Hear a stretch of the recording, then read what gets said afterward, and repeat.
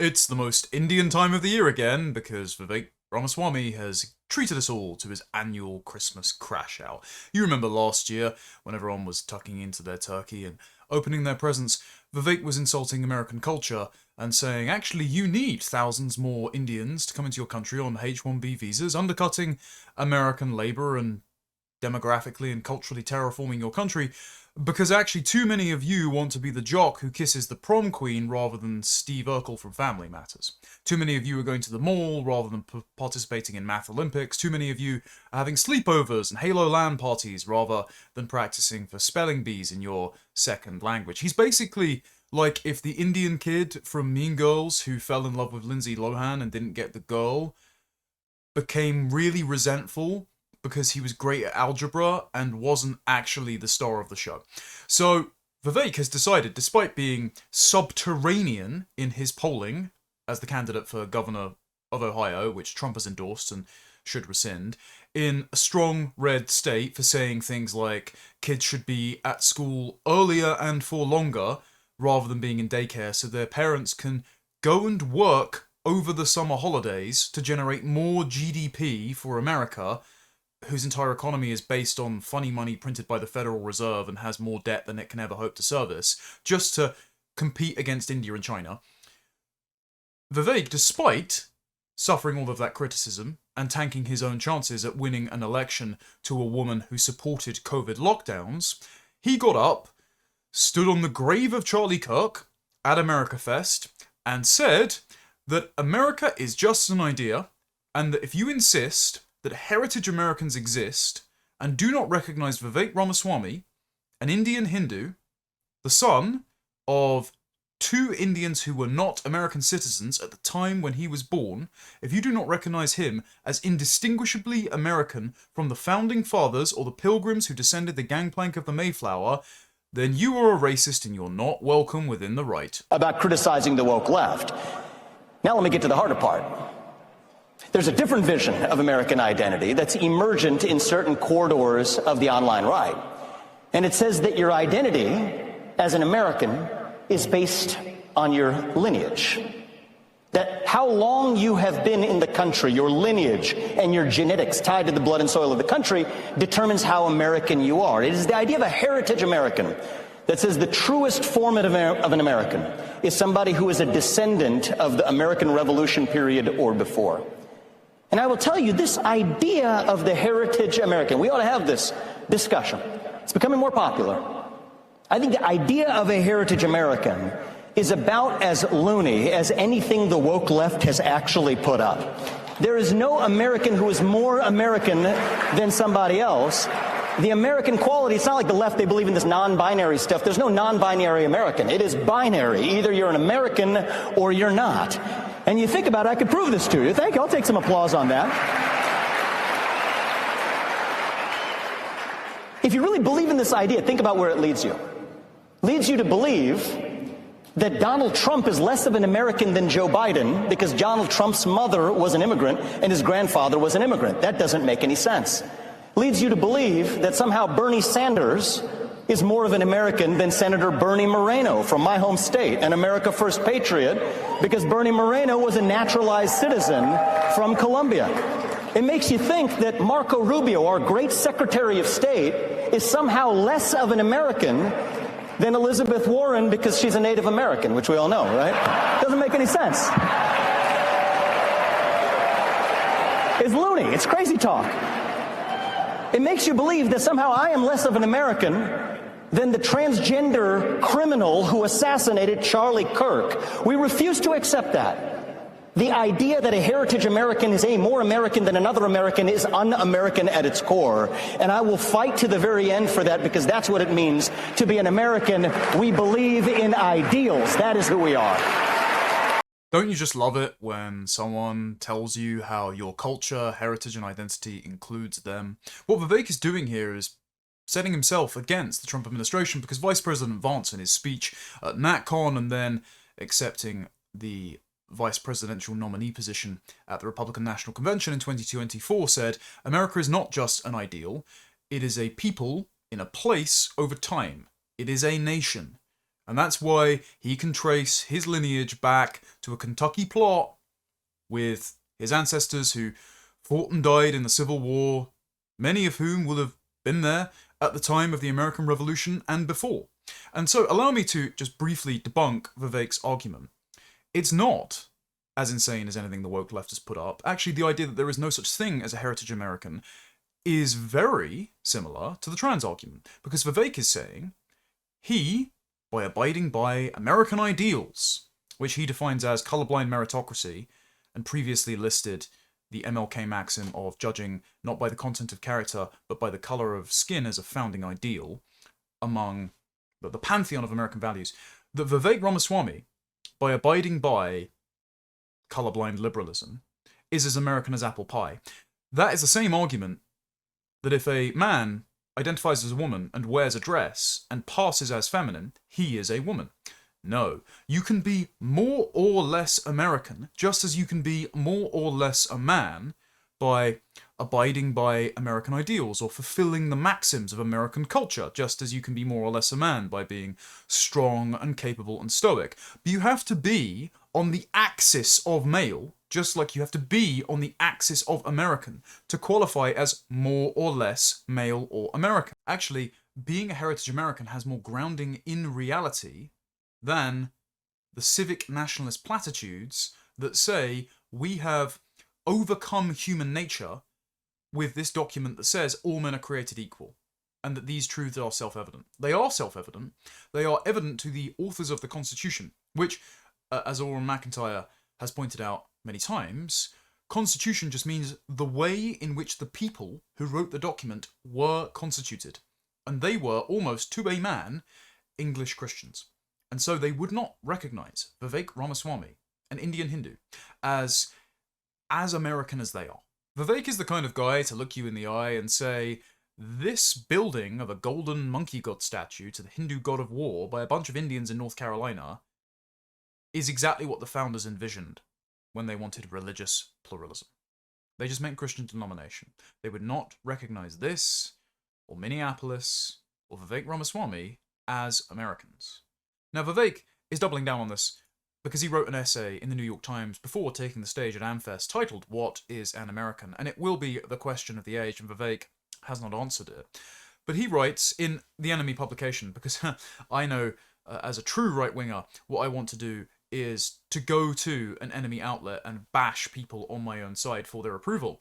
Vivek argues there are two competing visions now emerging on the American right, and they are incompatible. One vision of American identity is based on lineage, blood, and soil. Inherited attributes matter most. The purest form of an American is so-called heritage American, one whose ancestry traces back to the founding of the United States or earlier. This is J.D. Vance's argument in his NatCon speech in 2024 and his speech accepting the vice presidential nominee at the Republican National Convention.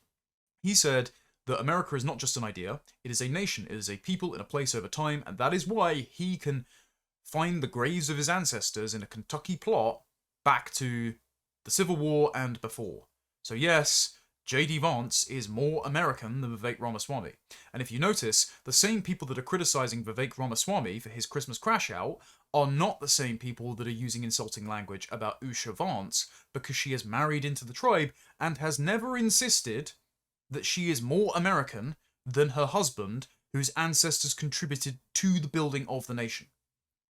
Vivek says, the alternative, and in my view correct, vision of American identity is based on ideals. Americanness isn't a scalar quality that varies based on your ancestry, it's binary. Either you're an American or you're not. As Ronald Reagan quipped, you can go and live in France, but you can't become a Frenchman, but anyone from any corner of the world can come to live in the United States and become an American. No matter your ancestry, if you wait your turn and obtain citizenship, you are every bit as American as a Mayflower descendant as long as you subscribe to the creed of the American founding and the culture that was born of it.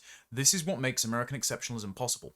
First of all, the oath of allegiance no longer requires you to swear on the Bible, so actually the moral foundations of the American Republic and its oath of allegiance have been hollowed out, so it now means nothing. So just subscribing to American ideals while believing in another religion, say Hinduism, does not make you as American as someone on the Mayflower, Vivek. It turns out that people are tribal, cultures come from people, and Just saying that anyone can become an American just by placing their hand on a book and saying the oath of allegiance, even if they don't uphold it in practice, does not overcome all of those thousands of years of human evolution, which have produced the societies that we actually live in. The Constitution did not magically rewrite human nature when it was signed in 1787, and the founders themselves knew this. But it's this ideologically liberal unwillingness to recognize reality that means that Vivek's prescription is purely material,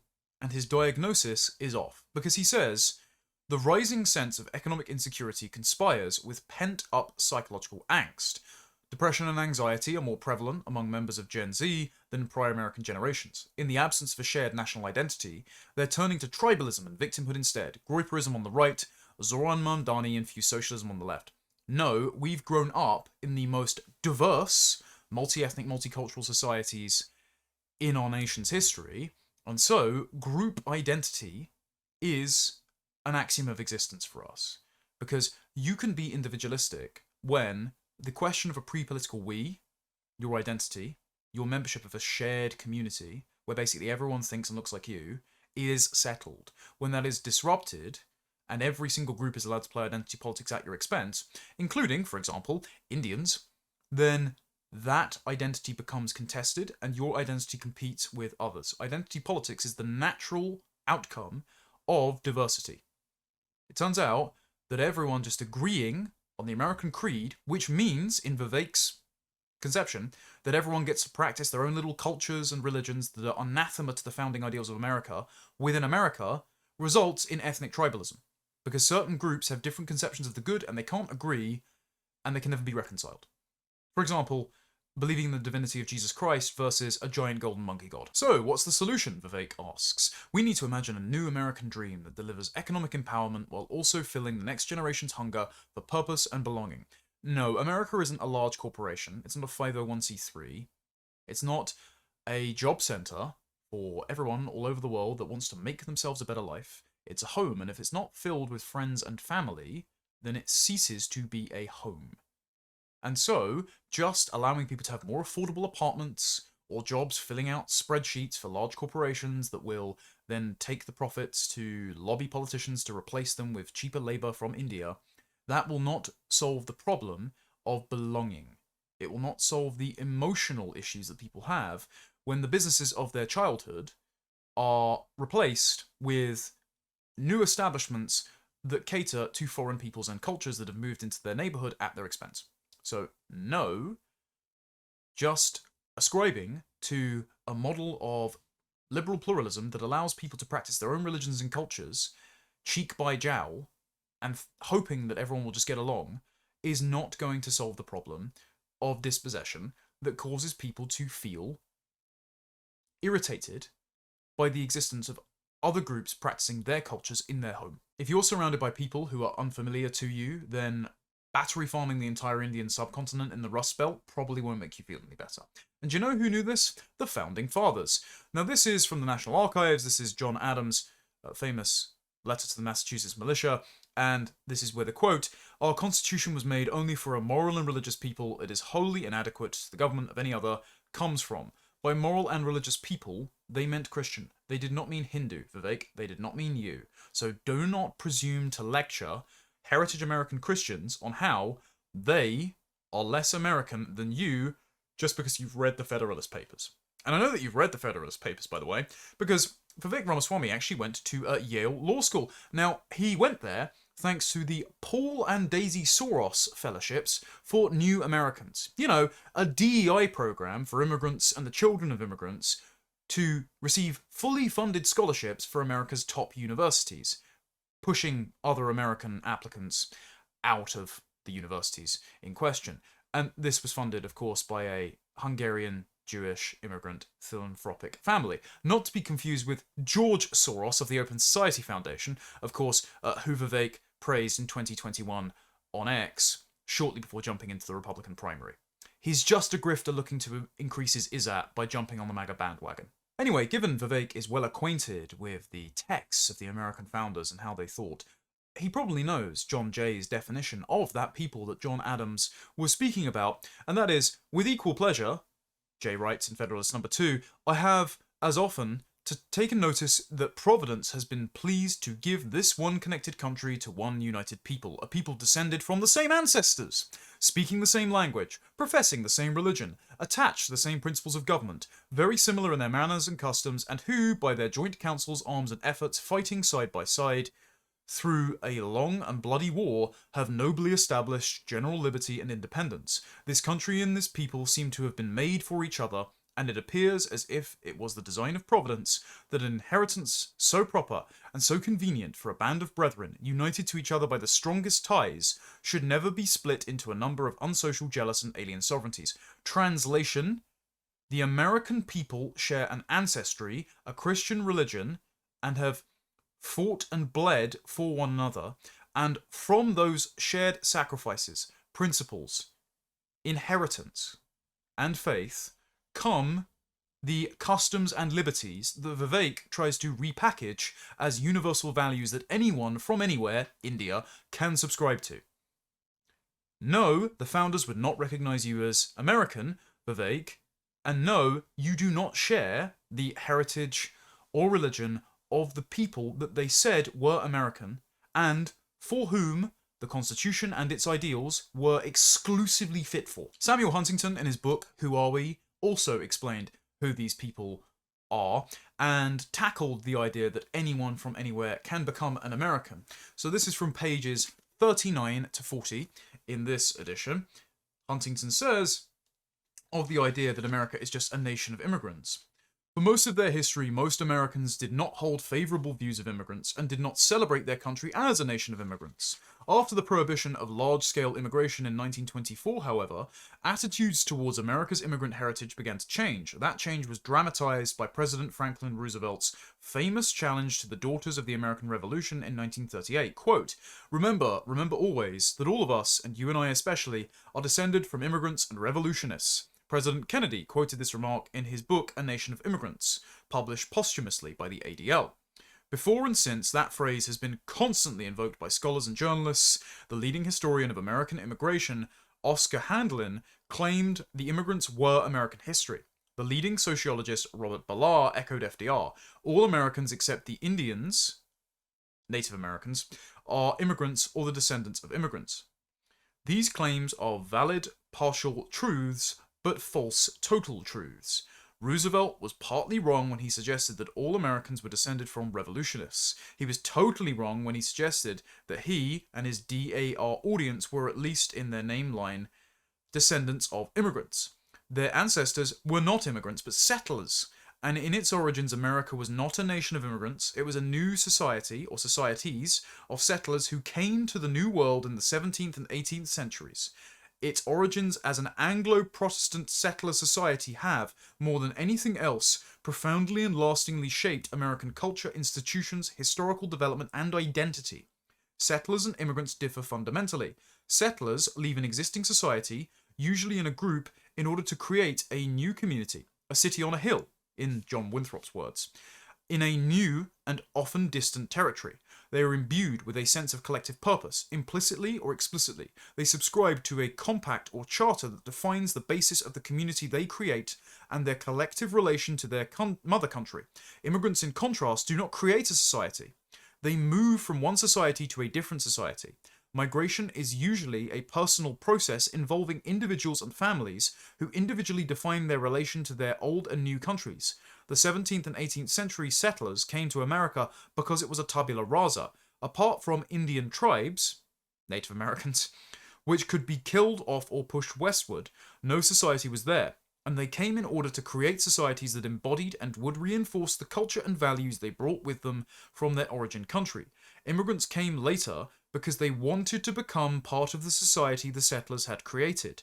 Unlike settlers, they experienced culture shock as they and their offspring attempted to absorb a culture often much at odds with that which they had brought with them. Before immigrants could come to America, settlers had to found America, and those settlers were white Anglo-Protestants. And so Huntington's solution for how America could be rescued from the fractured ethno-cultural mosaic that it has become thanks to the 1965 Hart-Celler Act and the 1990 Immigration Act can be read at the very start of the book on page XVII, Roman numerals.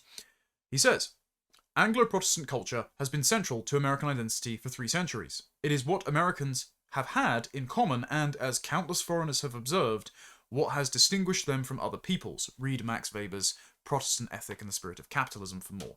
In the late 20th century, however, the salience and substance of this culture were challenged by a new wave of immigrants from Latin America and Asia, the popularity in intellectual and political circles of the doctrines of multiculturalism and diversity, the spread of Spanish as a second American language, and the Hispanianization trends in American society, the assertion of group identities based on race, ethnicity, and gender, the impact of diasporas and their homeland governments, and the growing commitment of elites to cosmopolitan and transnational identities.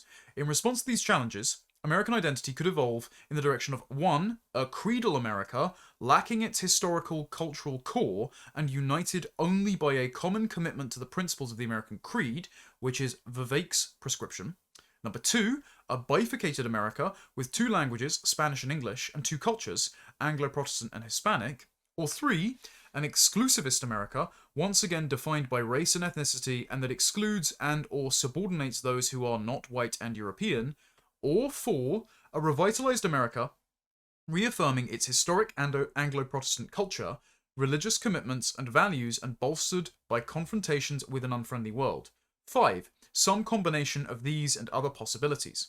How Americans define their identity in turn affects the extent to which they conceive of their country as being cosmopolitan, imperial, or national in its relations with the rest of the world. And so it's only for being honest about America's cultural and ethnic heritage that will allow America to hold together. And the founders themselves were very clear about how America should proceed, because in the first piece of legislation passed by the first Congress, the Naturalization Act of 1790, they said, "Be it enacted by the Senate and House of Representatives of the United States of America in Congress assembled, that any alien, being a free white person, who shall have resided within the limits and under the jurisdiction of the United States for the term of 2 years, may be admitted to become a citizen thereof on application to any common law court of record in any one of the states wherein he shall have resided for the term of 1 year at least, and making proof to the satisfaction of such court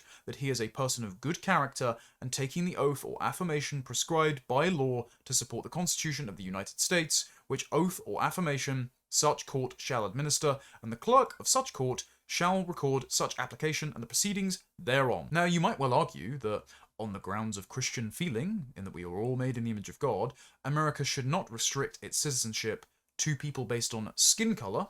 It should be based on religion or cultural proximity or numbers or any other set of qualifications. But you therefore can't argue that the founders were colourblind, culturally pluralistic, modern liberals like Vivek Ramaswamy. And this would exclude Vivek not just because he is not a white person, and because, as a Hindu, he would not be considered of good character by the Christian Englishmen who made up America's founding stock, but also because when he was born in America, his parents weren't citizens. So Vivek Ramaswamy is an anchor baby. So while the Trump administration is trying to repeal birthright citizenship, Vivek Ramaswamy is posturing as being more MAGA than MAGA. I believe in being consistent about my policies where... So your father is not a citizen of the United States? He's not. Okay. And your mother, when did your mom take the citizenship test? Was it before or after you were born? After I was born. After you were born. Okay. After years of being in this, following the legal process of becoming a naturalized citizen, she followed it through the legal process. And so you gained citizenship through birthright then? Well, but you gain citizenship through birthright citizenship in that sense too, right?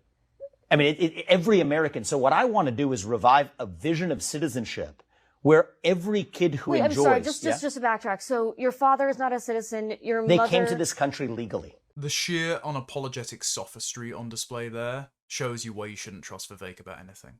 If you weren't persuaded by any of the writings from the Founding Fathers up until this point, this is evident that he will just say anything to get ahead in politics. He's just a ladder climber. And this is not someone who should be welcome in any party that postures as being America first, because he can't define what an American is, and despite being an Indian Hindu anchor baby, says he is more American than people whose ancestry stretches back to the founding, but who disagrees with him on liberal politics.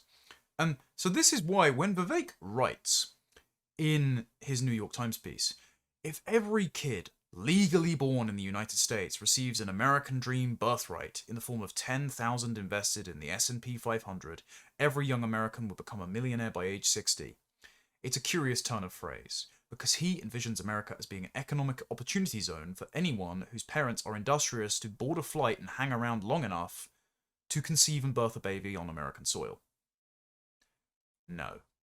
The founders did not envision that. The founders envisioned America as a nation for a moral and religious Christian people with a shared Anglo ancestry. Doesn't include you, Vivek. It doesn't include anyone from anywhere who just wants to make good of job opportunities in Silicon Valley. And this is why when Vivek says, we need to provide America the shared national project we badly need. America has a greater purpose in the world than what we have embodied thus far in the 21st century. Americans of all stripes long to be reminded of it through a modern-day equivalent of the Apollo mission, and says we need to establish a moon base or achieve nuclear fusion. No, what you need is to stop mass migration and stop pretending that laws can overcome human nature. It is not shared economic opportunity or paying taxes and avoiding murder that keeps a nation together. It is shared ancestry, shared culture, shared religion. And you share basically none of these with the heritage Americans that you pretend don't exist, but who made a great country, which is why your parents wanted to come to it and give you all its opportunities in the first place. And this was the opinion of the man who provided you with the stage on which you spoke such falsehoods. This was Charlie Kirk's opinion. Charlie Kirk, before his death, tweeted multiple times things like, the lesson from New York City is that both illegal and legal immigration can ruin your country. It's not just the open border, it's also our suicidal mass legal migration policies, bringing in over 1 million people a year, green cards, chain migration, refugee resettlement, anchor babies, Vivek, and asylum scams. This all needs to be ended. Vivek, you shouldn't be on Turning Point UK's stage because you represent what Charlie Kirk hated, that he wanted to stop. Charlie said, America does not need more visas for people from India. Perhaps no form of legal immigration has so displaced American workers as those from India. Enough already. We're full. Let's finally put our own people first. This was on the 2nd of September, shortly before his death, and now you're standing on the stage at America Fest saying, heritage Americans don't exist, and anyone from India, if they just work hard, can become just as American as George Washington. When someone responded to this post from Charlie, he responded, America for Americans. What a crazy thought. How did Charlie Kirk define an American? Well, when someone said, if America were 90% Indian, but Christian, it would still be America, Charlie responded, wrong. It would not still be America. America is a people with shared histories and heritage, culture and values. He had the John Jay definition. Most of us still are Christians of European descent. Charlie Kirk believed in heritage Americans. Why are you using the event held in his honor to deny that, Vivek? As William Wolf points out, there really was a Charlie Kirk tweet for everything. Charlie tweeted, you're trolling, but to answer the bad faith question, no, I posted about this in detail. But of course you don't reference that. America is a providential people with a distinct heritage and shared history. We cannot be replaced and remain the same, even if by Christians. Vivek isn't even a Christian. So he falls afoul of all of Charlie Kirk's criteria. He is an Indian Hindu anchor baby lecturing Americans on why their culture and their identity doesn't matter and can be redefined as a set of universal liberal platitudes that anyone from everywhere can ascribe to, so long as they want to make a lot of money for themselves. And you know who doesn't agree with Vivek? Vivek. Because there is a contradiction at the heart of anyone who pretends to be a creedal civic nationalist, as Oren McIntyre points out.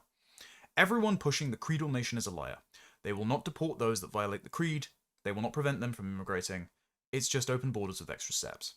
I don't see Vivek Ramaswamy calling for denaturalizing, deporting everyone in Minneapolis, Minnesota. I don't see Vivek Ramaswamy calling for the denaturalization of Nancy Pelosi for violating American ideals. All Vivek is doing is saying, you can't draw distinctions between people on the grounds of religion or ancestry, while also advocating for more H-1B visas to be provided to Indian nationals. So Vivek Ramaswamy is a Soros-praising, open borders, Indian Hindu, standing on Charlie Kirk's grave saying there's no such thing as American ancestry. Remind me again why MAGA should keep embracing this guy?